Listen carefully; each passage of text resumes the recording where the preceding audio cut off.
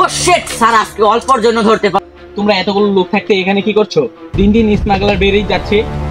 এখানকার main cadre কে, ওকে যেভাবেই হোক ধরতে হবে। আর আমাদের একটা অফিসার লাগবে, বুঝছো? এখানে একজন দক্ষ অফিসার দিতে হবে, দক্ষ অফিসারকে দিতে হবে। পাইছি, একজন আছে, এসিপি ইলেন মার্কস। তুমি তাকে খবর দিতে হবে, আর তুমি তার সহপাঠী হয়ে থাকবে, বুঝছো? ঠিক আছে।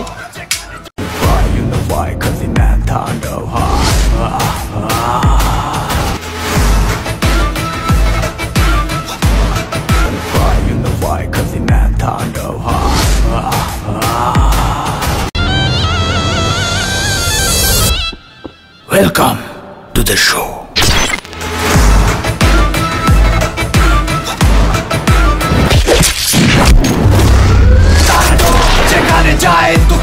Yes sir.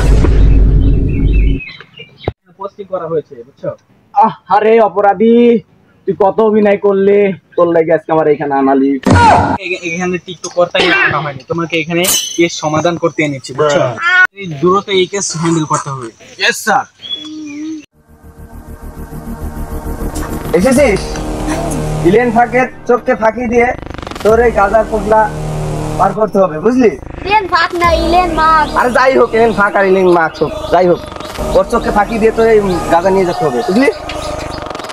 ভালো করে।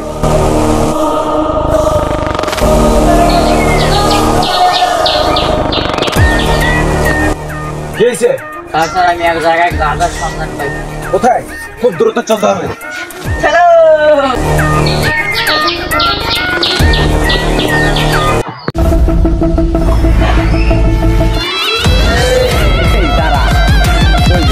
তুই সেই স্মাগলার, দিন দিন খুব বাড়ছিস না?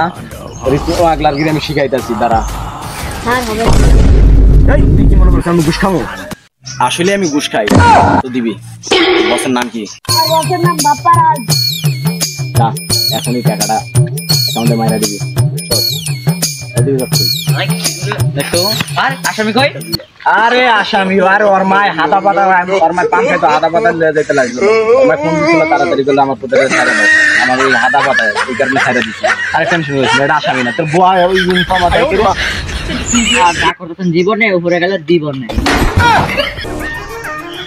এই জিল্লু, দেখ মোর স্কেলে বাড়িতে আছে নাকি? বাড়ি থাকলে নিয়ে আয়। আর বুঝা ঠিক আছে,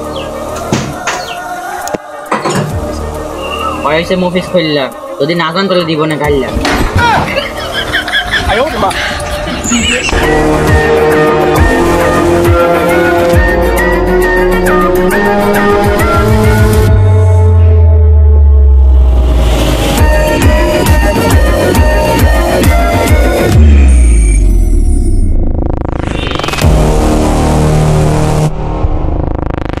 জিল্লু, হ্যান্ডকাপ নিয়ে চল করে আচ্ছা ধরে দে।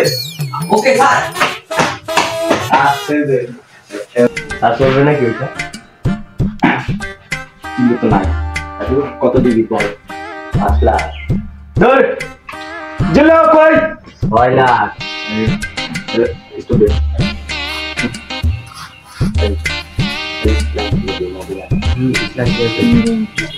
20 লাখ। অ্যামাউন্ট একটু কমই হয়ে যাচ্ছে। আচ্ছা দিয়ে দে, কিন্তু নেক্সট টাইমে কোনো লাইন আমরা শুনবো না।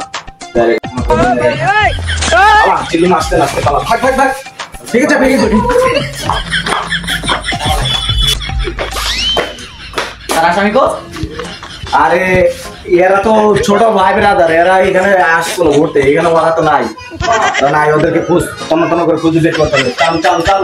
যা করতেছেন জীবনে, উপরে গেলে জীবন জীবন। এখানে কি করছো? উপর থেকে নির্দেশ এসেছে ওদেরকে এনকাউন্টার করার। ওদেরকে যেভাবেই হোক ওদেরকে বাঁচাতে হবে। আমি ওদেরকে জীবিত চাই। হ্যালো বাপ্পারাজ। হ্যাঁ স্যার বলুন। তুমি যেখানে থাকো তুমি তাড়াতাড়ি চলে আসো, তোমার এনকাউন্টার করার ডেট চলে আসছে। বাঁচতে চাইলে 20 লাখ করে টাকা নিয়ে আমাদের আন্ডারগ্রাউন্ডে চলে আসো। হ্যাঁ স্যার, আমাকে যে করে বাঁচতে হবে, আপনি আমাকে বাঁচান স্যার। হ্যাঁ 20 লাখ টাকা কোনো সমস্যা নাই, আপনাকে দরকার হলে 25 লাখ দিব স্যার, তো আমাকে বাঁচতে চাই স্যার। জি জি স্যার। হ্যাঁ জানাই দি ফোন দিয়ে। হ্যালো মফিজ কইলা হ্যালো, ওই 20 লাখ টাকা নিয়ে আমার সাথে দেখা কর। আয়, হ্যাঁ আয়, ঠিক আছে আয়। হ্যাঁ এখনই আমি 20 লাখ টাকা নিয়ে চলে আসছি আন্ডারগ্রাউন্ডে। হ্যাঁ চলে আসছেন।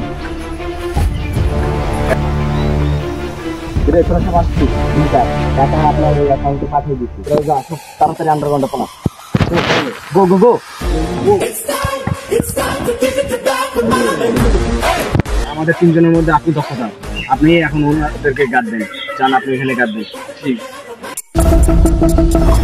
সব ক্রিমিনাল আজকে খতম, সেই খতম করে দেবে আজকে 8টা ওরা। তাহলে স্যার আপনি ওই বড় স্যারকে এখানে রাখেন কেন?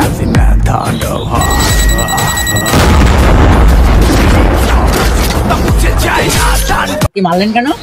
তারা যত ক্রিমিনাল তার চেয়ে বড় ক্রিমিনাল হচ্ছে আমাদের স্যার, কারণ উনি একটাও ভালো কাজ করে নাই তার জীবনে। তবে স্যার আজ থেকে কিছু বছর আগে আমার বাবাকে বিনা অপরাধে মেরে ফেলেছিল, এই কারণে সেই প্রতিশোধ নেওয়ার জন্য আমি এই পুলিশের চাকরি নিয়েছি। এই কারণে ওনাকে অনেক দিন ধরে ফলো করছি, ওনাকে আমি পাইলে পাই না পেয়েছি, তার জন্য খালাস করে দেবো। আর তাহলে এতগুলো টাকা আপনি কি করবেন? এগুলো টাকা আমি তো আর এমনি নিই, এগুলো প্রত্যেকটা গরিব মানুষকে আমরা বিলিয়ে দিব, প্রত্যেকটা অ্যাকাউন্টে আমরা টাকা পাঠিয়ে দেবো। আপনারা আগে চিনতে পারি না, এখন আমি চিনলাম আপনি কত দয়ালু। চল।